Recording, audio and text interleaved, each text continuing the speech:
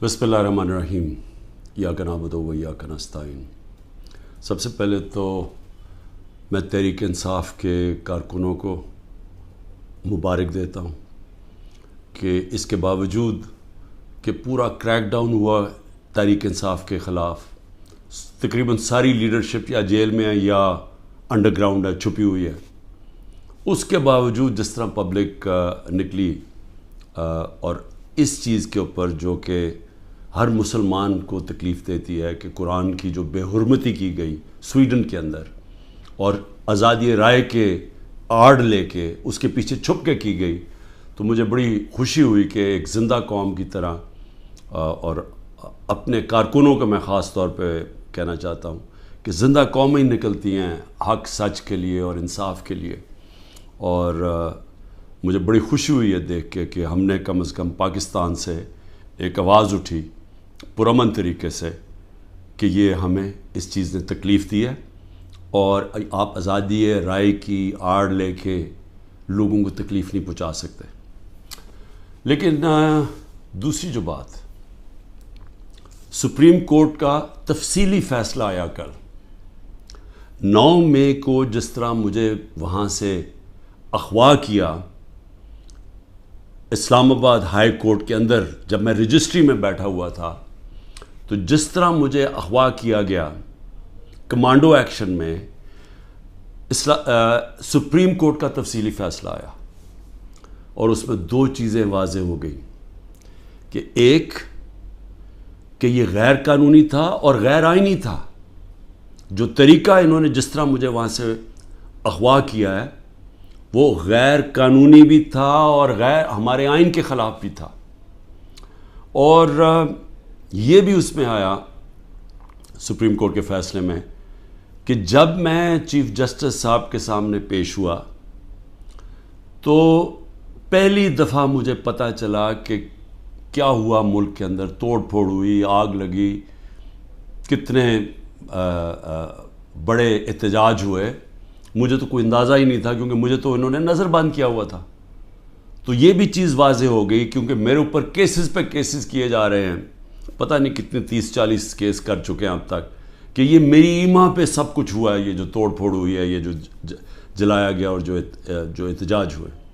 تو میں آج یہ سب سے پہلے کہنا چاہتا ہوں کہ اب اگر جو ملک کی سب سے بڑی عدالت کا فیصلہ آ گیا ہے کہ یہ غیر آئینی اور غیر قانونی طور پہ مجھے وہاں سے جس طریقے سے مجھے وہاں سے پکڑ کے لے کے گئے ہیں، جس طریقے سے انہوں نے شیشے توڑے رجسٹری آفس کے، وہاں کے سٹاف کو ڈنڈے مارے، ان کی کمپیوٹر اور اکوپمنٹ کو توڑا، میرے لوگوں کو جو گارڈز تھے ان کو مارا، وکیلوں کو مارا، مجھے سر پہ ڈنڈا لگا، اور پھر جس طرح ایک دہشت گرد اور مجرم کی طرح وہ جو کہ ملک کی سب سے بڑی پارٹی کا سربراہ ہے، ساری دنیا نے وہ پھر دیکھا جس طرح مجھے انہوں نے وہاں سے پکڑ کے لے کے گئے، اور پھر دنیا میں خبر کیا گئی کہ جی کرپشن کے اوپر عمران خان کو پکڑا، وہ آدمی جو اس ملک کی تاریخ کا سب سے زیادہ پیسہ اکٹھا کرتا ہے خیراتی پروجیکٹس کے لیے، جس کو یہ قوم سب سے زیادہ جس پہ اعتماد کرتی ہے اپنے پیسے سے، اس سے بڑا تو کوئی اعتماد نہیں کہ جب لوگ اپنے پیسے سے کسی کو ٹرسٹ کرتے ہیں کہ انہیں پتہ ہے کہ ان کا پیسہ وہ امانت دار ہے، جس کو سپریم کورٹ نے پہلے صادق اور امین بھی کہا ہے، جس نے سارے پاکستان کے ایوارڈز جیتے ہوئے ہیں، جو 50 سال سے ساری دنیا کے اندر پاکستانی کو دنیا جانتی ہے، اور جس نے اپنی طرف سے کرکٹ کے اندر پاکستان کا نام روشن کیا۔ تو میرا سب سے پہلا سوال یہ ہے کہ اس کا کون ذمہ دار ہے؟ کیا انٹیریئر منسٹری ذمہ داری اٹھائے گی اس کی؟ کوئی اس کو ذمہ دار ٹھہرائے گا؟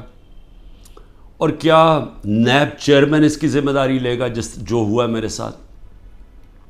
اور میں اب اس سے آگے چلتا ہوں، جب مجھے یہ جس طرح اٹھایا گیا اور اب ثابت ہو گیا کہ یہ اس ملک کے آئین اور قانون کے خلاف تھا، تو کیا ہماری پارٹی کو یہ حق نہیں تھا پرامن احتجاج کرنے کا؟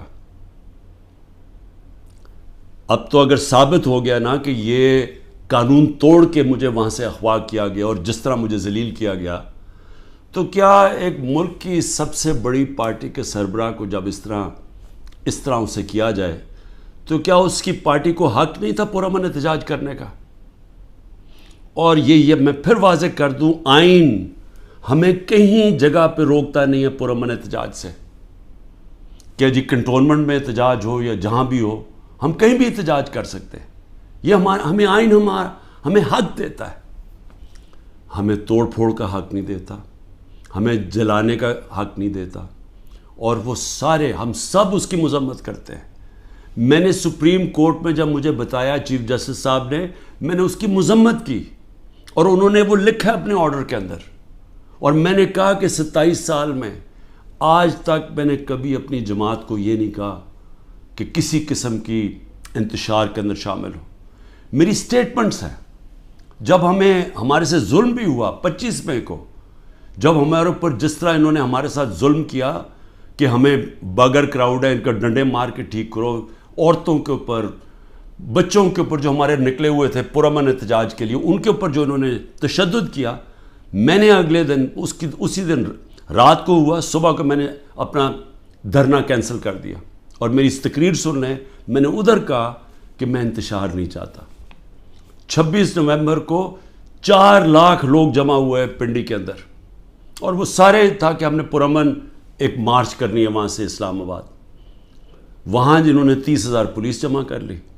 تو مجھے پھر پتا تھا کہ انہوں نے ہمارے ساتھ وہی جو 25 مئی میں انہوں نے اس باری پھر وہی کرنا ہے، اور مجھے خوف تھا کہ اتنی زیادہ پبلک ہے اور وہاں خون خرابہ ہوگا۔ میں نے کینسل کر دیا، میں نے اسلام آباد کی مارچ 26 نومبر کو کینسل کی، اور اس کے بعد یہاں 8 مارچ کو جب ہم پرامن ہماری الیکشن کی ریلی نکلنے شروع ہوئی، انہوں نے اس کے اوپر جب حملہ کیا، پھر وہ میں نے ریلی کینسل کی، میری تقریر ہے۔ تو میں نے تو ہمیشہ پرامن احتجاج کی بات کی ہے 27 سالوں سے، تو وہ سامنے آ گیا، سپریم کورٹ کی ججمنٹ بھی ہے کہ مجھے تو جب پہلی دفعہ پتہ چلا میں نے تب کہا، مذمت کی، اور اس کے علاوہ اب یہ جو ہمارے لوگوں کا احتجاج ہے اس کو غداری کہہ دیا گیا ہے کہ ملک سے غداری ہوئی ہے۔ اب میرا سوال یہ ہے کہ غداری کس نے کی؟ کیا ڈنڈے مار کے ایک پارٹی کے سربراہ کو اور اس کے لوگوں کو مار کے اور غیر قانونی طور پہ اغوا کرو، اور پھر ہم سمجھیں کہ جی وہ بھیڑ بکریوں کی طرح چپ کر کے بیٹھ جائے گی پارٹی، وہ احتجاج بھی نہیں کر سکتی، وہ احتجاج کرے تو وہ غداری ہوگی اب، اور ان کو ساروں کو جیلوں میں 48 گھنٹے میں 10,000 لوگوں کو جیلوں میں ڈالا، سینئر لیڈرشپ ساری جیل میں، ابھی ساری انڈر گراؤنڈ ہے۔ 9 مئی سے اب تک ہر روز لوگوں کو اغوا کیا جا رہا ہے، ہر روز لوگوں کے گھروں میں جاتے ہیں، رشتہ داروں کے گھروں میں جاتے ہیں، گھر توڑتے ہیں، پولیس گھر لوٹتی ہے، ساتھ نامعلوم افراد آتے ہیں، چوری کرتے ہیں۔ میاں اسلم اقبال کی بیٹی کے سارا جہیز چوری کر کے لے گئے۔ کل وہاں بنو کا ہمارا ایم پی پختون یار 40 لاکھ کا وہاں اس کے گھر پہ سونا پڑا ہوا تھا، زیور پڑا تھا، وہ چوری کر کے لے گئے۔ یہ کون سی دنیا میں اس کی اجازت ملتی ہے؟ کون سے قانون کے تحت؟ اور صرف سزا مل رہی ہے کہ جی آپ نے 9 مئی کو احتجاج کیوں کیا؟ کیونکہ اب تو واضح ہو گیا نا کہ ہمارا احتجاج جائز تھا، کیونکہ غیر قانونی طور پہ، پھر سے میں کہتا ہوں، آئین توڑ کے مجھے اٹھایا گیا ہے، اور جس طرح اٹھایا گیا ہے اس کا ریئیکشن آنا تھا۔ اور میرا اب اگلا سوال ہے کہ کس نے پلان کیا سب کچھ؟ کیونکہ یہ جس نے بھی پلان کیا، کیا وہ چاہتے تھے کہ یہ ریئیکشن ہو؟ کیا یہ جان کے کیا گیا؟ کیونکہ اور طرح کی بھی تھے، اگر پکڑنا تھا وارنٹ دکھاتے پولیس، میں نے چلنے سے پہلے کہا کہ اب مجھے پکڑنا ہے تو وارنٹ دکھاؤ، پولیس آ کے لے جائے، تو وہاں سے اس طرح بھی، لیکن کیوں یہ جان کے کیا گیا؟ اور مجھے یہ شک ہے پری پلان تھا سب کچھ، یہ ریئیکشن پتہ تھا اس کا ریئیکشن ہونا ہے، اور اس ریئیکشن سے پہلی تیاری کی ہوئی تھی کہ اس کے بعد کرنا کیا ہے۔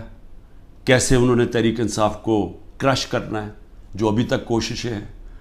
اور پھر ابھی تک میں آخری 2 سوال پوچھتا ہوں کہ ابھی تک کیوں نہیں انڈیپینڈنٹ انویسٹیگیشن ہوئی کہ جو یہ کور کمانڈر کا گھر جلایا گیا ہے اس کے پیچھے کون تھا؟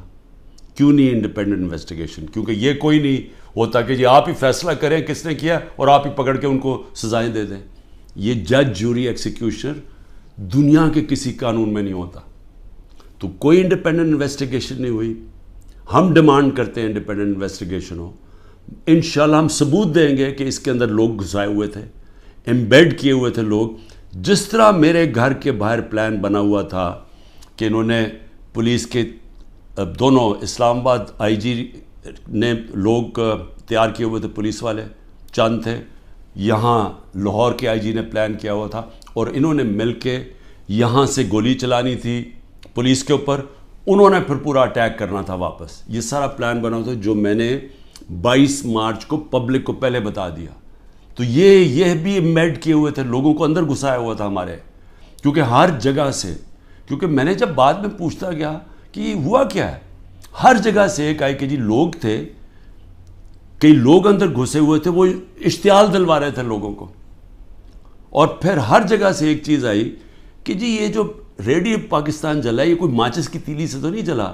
جو میاں والی کے اندر جہاز چوک جو سب کو فخر کرتے تھے، وہ سیبر جو لگا ہوا ہے میاں والی میں، اس کو کس نے جلایا ہے؟ ایلومینیم کیسے جل سکتا ہے ماچس سے؟ کوئی پلان ہی تھا نا. تو چلیں ہم غلط ہو سکتے ہیں، لیکن انڈیپینڈنٹ انویسٹیگیشن تو ہونا چاہیے نا اس کا. وہ کیوں نہیں ہو رہا؟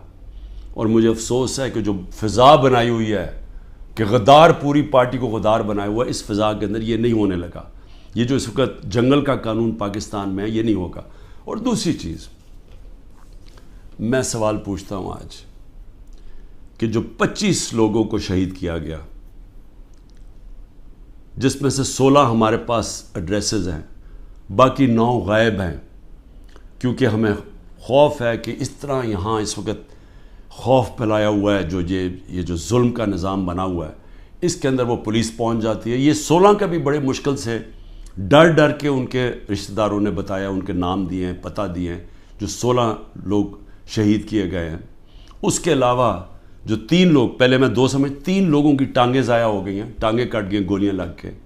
ایک پیرالائزڈ ہے، اس کی کمر میں گولی لگی ہے، وہ بستر پہ ہے. اور اس کے علاوہ 50 سے زیادہ لوگوں کو گولیاں لگی ہیں. اب میں یہ سوال پوچھتا ہوں، یہ کیا پاکستانی نہیں تھے؟ یہ انسان تھے نا. تو انسانوں کے تو حقوق ہوتے ہیں. تو آج ابھی بھی اب ختم ہوا ہے فرانس میں، ایک 17 سال کے ٹین ایجر کو گولی ماری ہے پولیس نے، آگ لگ گئی سارے، 1000 سے زیادہ بلڈنگز اور گاڑیاں جل گئی فرانس میں، کیونکہ ایک انسان کی جان لی تھی فرانس کی پولیس نے. یہاں کوئی فکر ہی نہیں ہے، کوئی انویسٹیگیشن ہی نہیں ہے.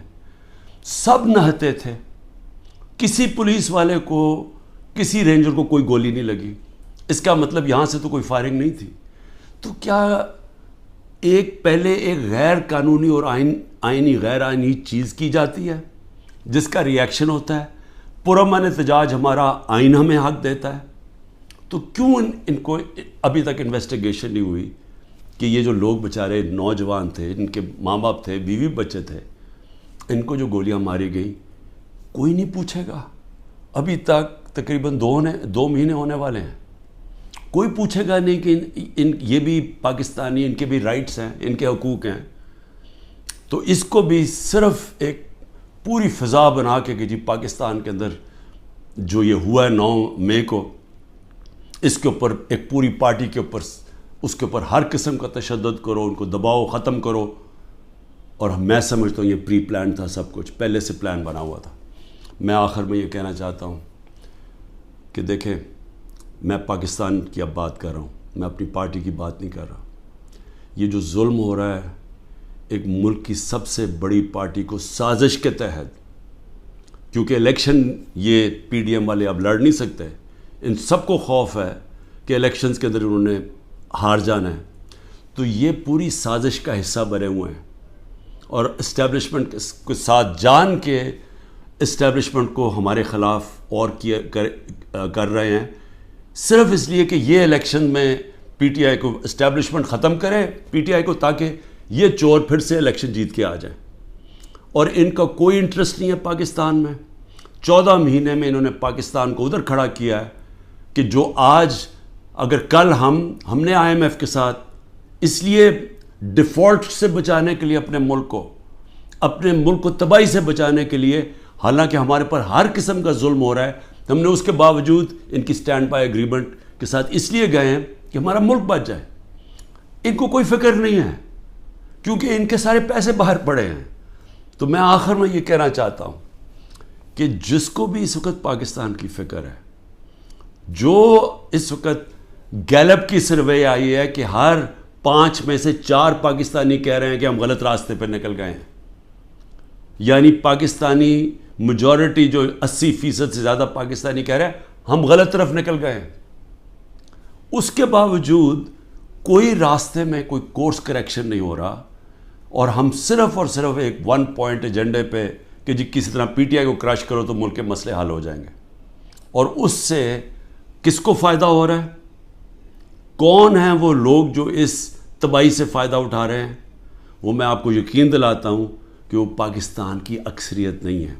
یہ تھوڑے سے لوگ ہیں جو قبضہ کر کے بیٹھے ہوئے ہیں وسائل پہ، جو قانون کے اوپر بیٹھے ہوئے ہیں، اور وہ صرف اور صرف چاہتے ہیں کہ ہمارا یہ جو قبضہ ہے یہ برقرار رہے، ملک جائے بہاڑ میں، کیونکہ ان کے پیسے باہر پڑے ہوئے ہیں. پاکستان زندہ باد.